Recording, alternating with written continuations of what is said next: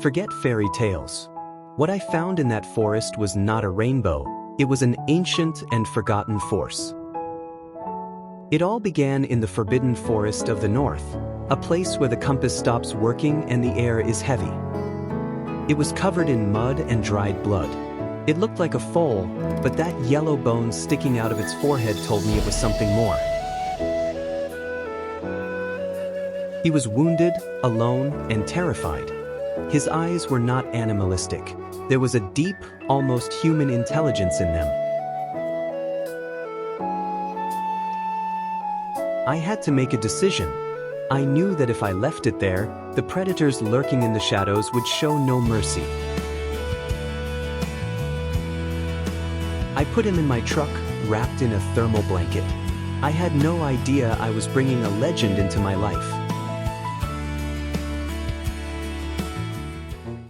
At first, my farm felt the same, but the silence in the barn was different, like the air was vibrating. He didn't eat grass. I had to gather berries that only grow deep in the forest. His fur began to shine with a pearly hue.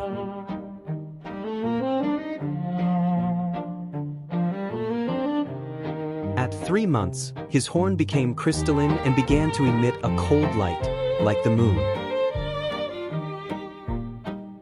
One morning I went down to the garden and the flowers had bloomed overnight. Nature itself was responding to his presence. But the light also attracted others. Shadows that do not belong to this world began to haunt my house every night. Then it happened. A grizzly bear, weighing almost 400 kilos, entered the barn looking for easy prey. The unicorn did not flee. It stood tall with terrifying elegance. I saw its horn gather an energy that made the air crackle. There was no blood, only a pulse of white light that paralyzed the predator. At that moment I understood that he wasn't my pet. He was a guardian of something much bigger than my little farm.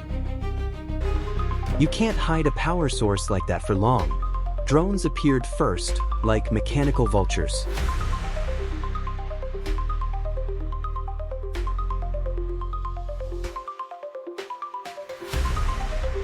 They came with orders from above. Some corporation, some government. They wanted his blood, his magic, his secret. They surrounded the property at midnight.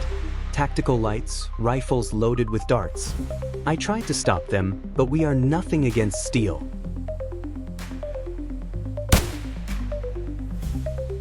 He fought with everything he had, but there were too many.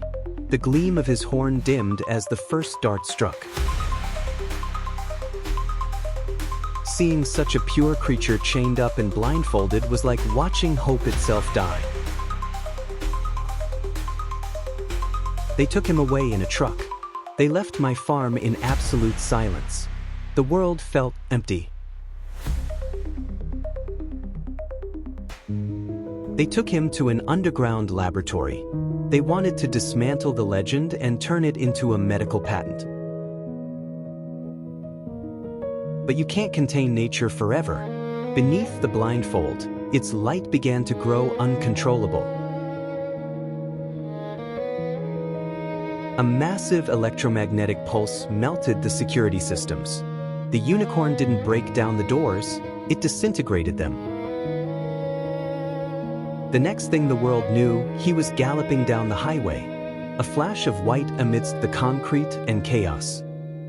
As it passed, cracks appeared in the asphalt. It was reclaiming the land, reminding us who really rules.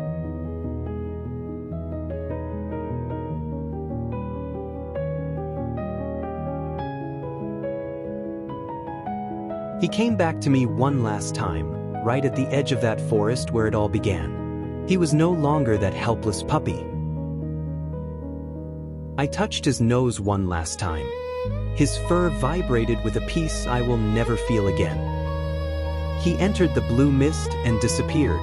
They say only the pure can see them, but I believe they only reveal themselves to those who know how to let them go.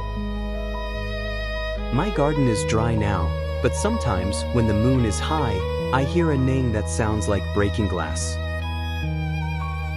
Do you think there are still secrets left in this world, or have we already destroyed everything?